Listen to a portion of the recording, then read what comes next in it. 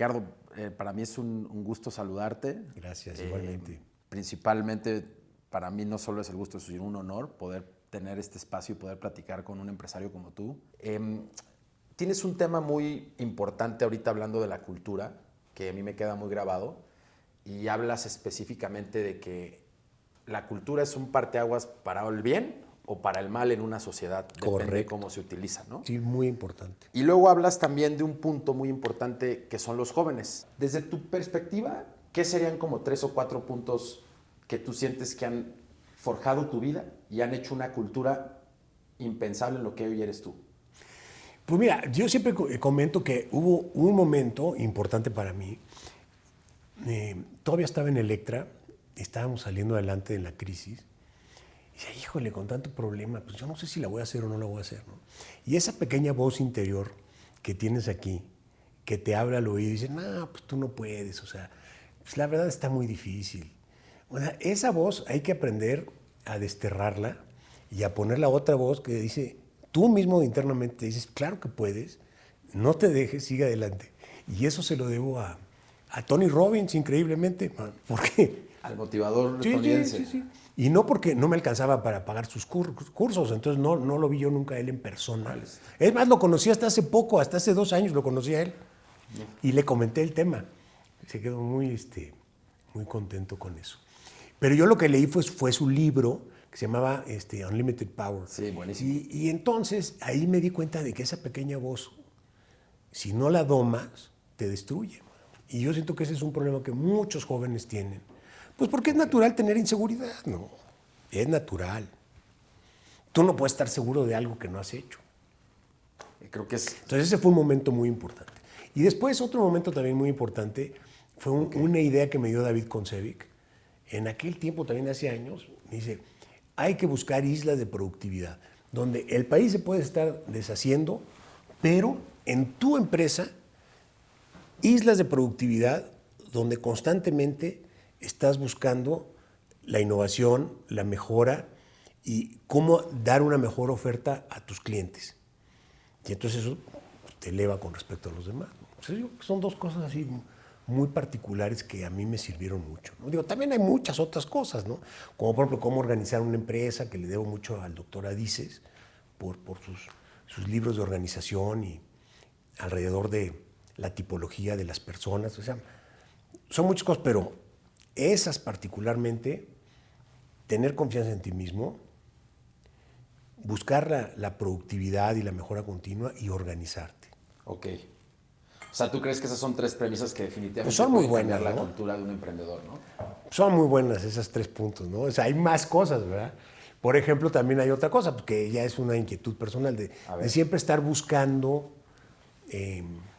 la actualización de tu conocimiento a través de conferencias, a través de seminarios, de ferias, ¿no? Yo, por ejemplo, toda la vida fui al show de electrónica, fui al show de las computadoras, fui al show de los teléfonos. Cuando me metí a la televisión, fui al show de las televisiones, pues para ver cómo es la industria, ¿me entiendes? Tienes que conocer el campo donde vas a entrar. Pues sí.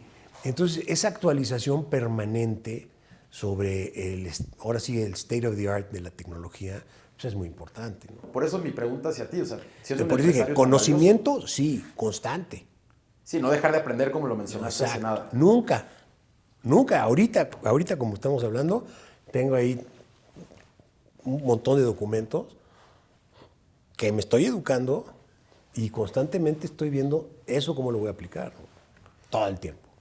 Yo siempre he creído que México no conquista el mundo porque no quiere, en verdad. Siempre lo menciono con mis amigos porque somos más mañosos, para bien o para mal, y nos da algo, ¿no? Y yo creo que México es un país muy admirable porque tenemos una riqueza cultural en muchos sentidos, en diversidad. No te puedo hablar, tú lo sabes, yo creo que mejor que yo. Y hablando de este tema cultural, a mí me gustó escuchar ese Ricardo que es un ser humano más, que también lo rechazaron y demás, porque creo que a veces lo ven como, pues sí, él está ahí, pero no empezó así, ¿no? No, claro, Entonces, y como que tuvo todo el privilegio, exacto, y que se fue eso es- acá y le abrieron la puerta acá. No es y cierto. no es cierto. Entonces, creo que hablando como de esa parte de No la es cultura y estas partes que mencionas de no te desanimes, trabaja en tu seguridad. Esa es la ¿no? cultura que yo me refiero. Porque la cultura tiene muchas acepciones, ¿no? Sí. Desde pues, que leer literatura Sí. o cantos y bailes regionales, o la comida, o la música. Sí, está padre, pues todo es un equipaje cultural, pero yo me refiero a otro tipo de cultura. Me refiero a qué vas a hacer tú ante tu mundo. Exacto. A ver, Ricardo se para en la mañana y ¿qué lo motiva? ¿Qué tal, verdad?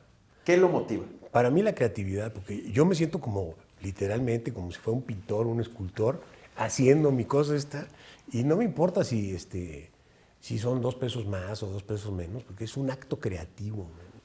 Ok, o sea, Para mí. Tú, o sea, si apuntas Soy feliz en la creatividad. Esto está padre, porque muchas veces la creatividad está devaluada. Déjame te lo digo, en muchas empresas la creatividad se ve como algo devaluado. Bueno, lo que pasa es que también en las empresas, cuando tú tienes que ejecutar algo, ¿no? O sea, si nos ponemos, ¿cómo te explico? En mis empresas hay muchas tareas que se tienen que hacer, porque si no, no se logra ejecutar la estrategia. Y si todo el mundo se pone creativo, entonces no vamos a hacer esto. Y por eso muchas empresas se quedan como con una cosa y se vuelven muy buenas en esa cosa, pero se quedan vulnerables al cambio. Entonces, el buen balance entre la creatividad y la ejecución, bueno, no la ejecución, pero entre la creatividad necesariamente pasa por la innovación, que es cambiar las cosas que haces, ¿no? 100%. Pero no puedes estar cambiando las cosas siempre, porque entonces no terminas por no hacer nada. Entonces, ese balance hay que manejarlo muy bien en la empresa. Es lo que te puedo decir. Porque se puede perder rápidamente. O sea, uno de mis defectos es siempre estar con la cosa nueva y luego se me olvida que ya tenía 5 cosas en el horno, ¿me entiendes?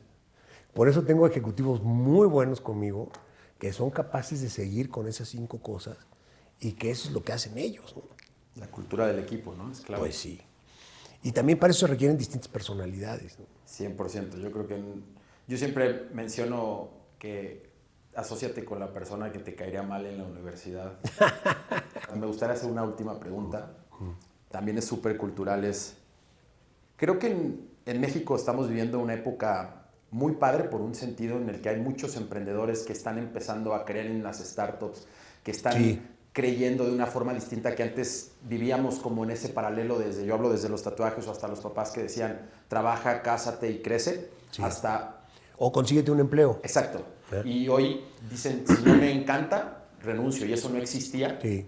A mí me gustaría preguntarle a Ricardo en ese sentido, ¿qué piensa que es lo más importante que tienen que ahorita ver los jóvenes para visionar hacia adelante como emprendedor? Yo sigo pensando desde un punto porque como emprendedor, y el más importante es, desde la visión de este Ricardo al anterior, al que antes existía y demás, es ¿cuál fue para él un parteaguas de algo muy sencillo que hubo un antes y un después de Ricardo cuando emprendió y que haya funcionado desde la columna de su cultura? Bueno, mira, sobre el emprendedurismo. Yo estoy convencido de que no todos son hechos para ser emprendedores. O sea, es una vida muy difícil. Es mucho más fácil ser ejecutivo y cobrar un sueldo y que te digan qué hacer. Y mucha gente está hecha para eso y no tiene nada de malo. El ejecutivo tiene grandes responsabilidades en su ámbito, que es ejecutar. Pero el estratega, el creativo, tiene una responsabilidad mayor, que es qué vamos a ejecutar, ¿no? Y luego tiene la responsabilidad de estar encima de los ejecutivos para que suceda. Es muy difícil. He visto a muchas personas que llegan conmigo y me dicen, yo lo que quiero es tener una empresa para ser independiente económicamente. Digo, güey, están completamente equivocados, así no es la cosa. Bien. Te vas a hacer esclavo de tu empresa y de tu proyecto. Esclavo. De los que se levantan pensando en él, trabajan todo el día pensando en él y luego en la noche se van a dormir pensando en él y sueñan con eso y otra vez repiten al día siguiente.